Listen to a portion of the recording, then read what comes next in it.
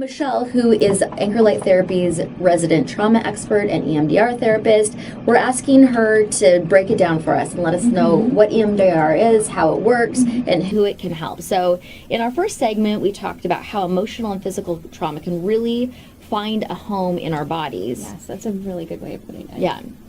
And these physical responses that we have are triggered by traumatic experiences that are in the past, and that's where we want to leave them, and that's what EMDR can help you do. Yeah. So, Michelle, tell us a little bit more. Yeah.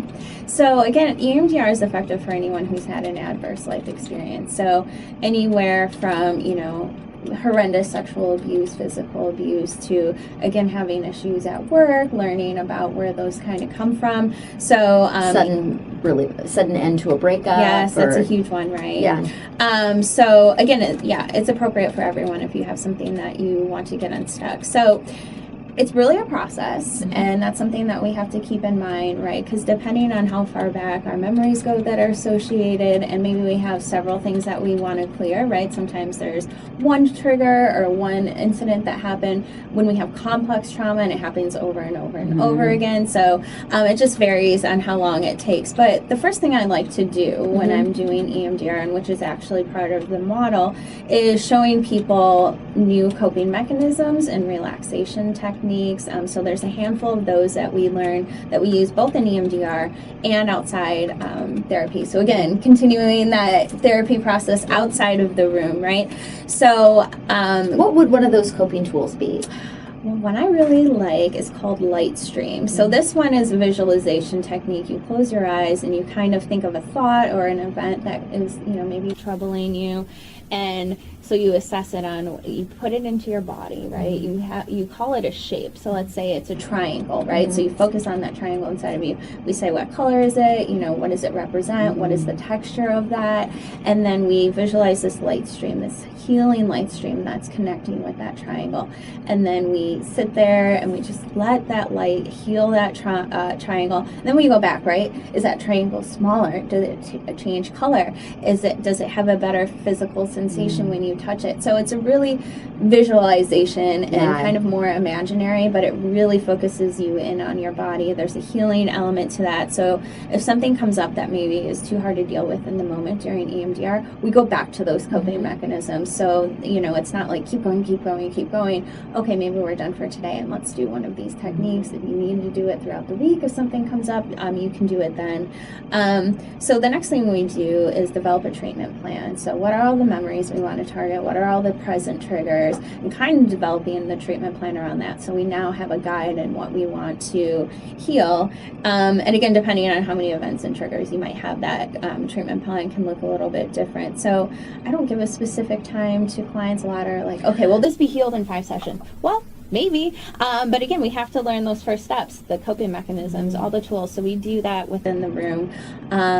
Yeah. And it just depends what you're working on. Some things are, like you said, complex trauma that's gone on for years is going to take longer to resolve than maybe you were in a car accident and you're experiencing a little PTSD when you're driving. Like that might be a shorter thing that wouldn't take as many sessions. Whereas if we're talking about 20 years of a domestic violence situation, that's going to take much longer. Yeah, exactly. Yeah.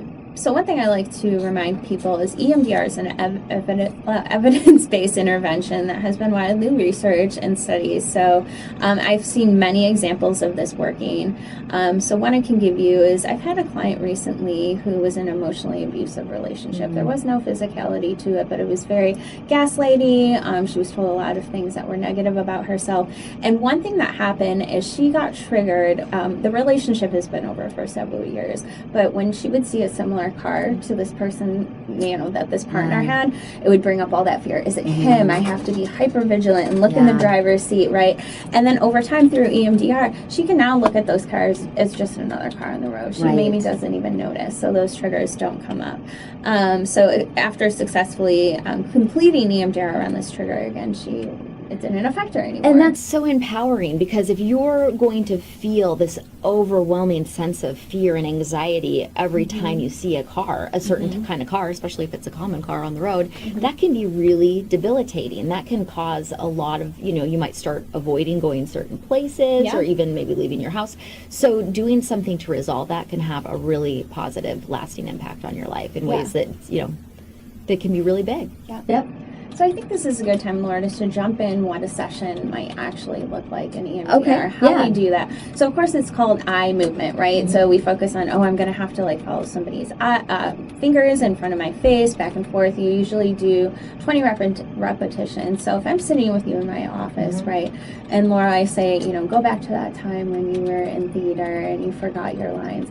And then we do some reprocessing around that, maybe with eye movements. The other thing is there's a lot of other techniques. So eye movements, I'm going to have to sit pretty close to you. A lot of people can sometimes have anxiety. Am I following the fingers in front of my face So tell correctly? everyone why they want your eyes to be moving. Great question, Laura. Yeah. So when we sleep in REM sleep, our brains are processing and integrating things that have happened in the day. And when we have trauma, our brains are like, where do I integrate this? I don't know what to do with this. This is just very scary. So when we create that the REM sleep kind of back and forth, that can so it's called bilateral stimulation. So back and forth on a lateral plane, right? So that can replicate it, and then we can really start to heal things. And what we're doing in EMDR, so again, if you have that traumatic experience, then maybe I say, okay, think about that. What's coming up for you, Laura? We'll do a couple repetitions around that. You'll bring up something like, oh yeah, my grandma didn't show up for some reason. That really stressed me out. Sit with that. What was the feeling? What was the need? And then what we can do is integrate things like, okay, what if grandma was there? Would you have felt more supported? Who else could be in the audience that you feel more supported by? And then reintegrating that memory with those happy memories is something that we do. But if you don't like the eye movement, if you don't want me doing this in front of your face all, session, there's other... For our listeners, she's waving her fingers in front of my face. Yeah, really close and evasive, no. And that's really effective for a lot of people. There's other methods you can use, though, to create that same stimulation. But let me just go back a little bit. So Sure. what's happening, though, is when you're going back to that old memory, and with the eye movement, it's actually helping your brain reprocess that memory and start to, see it in a different way or feel it in a different way? Is that how that... Yeah, exactly. So with that bilateral stimulation, your brain again is replicating REM sleep, where we're processing. Dreams are supposed to be healing. They're supposed to be working out something that subconscious is working out the stuff that it doesn't know what to do with. Yeah.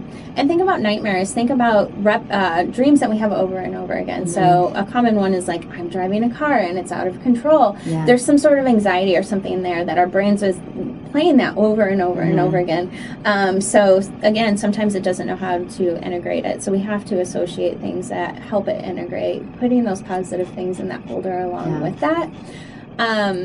But I'll talk a little bit more about other ways of doing the bilateral. Yeah. So again, if you don't want me on top of you for all session, there's other things that we can do. So one of the methods that I like to use the most is you hold in each hand buzzers. And then, so you're not having to think, okay, I'm following these eye movements, right? It's doing this automatically. It's going back and forth, creating that same bilateral. And then you can close your eyes, and often people can get more in touch Deeper with into what's the going memories on. and visualize them more. And another thing we can do is bilateral sound. So maybe you'll have headphones on, going on and you can hear it. Then we take the headphones off after about 20 repetitions and say, okay, what was coming up for you? So there's a lot of different ways to do it. Some people prefer to tap their legs back and forth or have therapists do that. So again, there's many different ways of doing that. And I think because of the name, a lot of people don't know that. So it's bilateral stimulation that's helping, whether it's eyes or anything else. Yeah. Okay, and that's the mechanism that helps you to reprocess the memory. Yep. Very, very cool. Yeah. So, and this is something that comes a lot up for me when I'm working with clients in hypnotherapy, is they're wondering, what if going back to these old memories that maybe I forgot is actually going to re-traumatize me? Yeah. So those further back memories are actually the first point that we can resolve, and going back to those, right? So yeah, it can be emotionally very difficult. We might cry during sessions. So the example you gave from Rachel Evan Wood, right?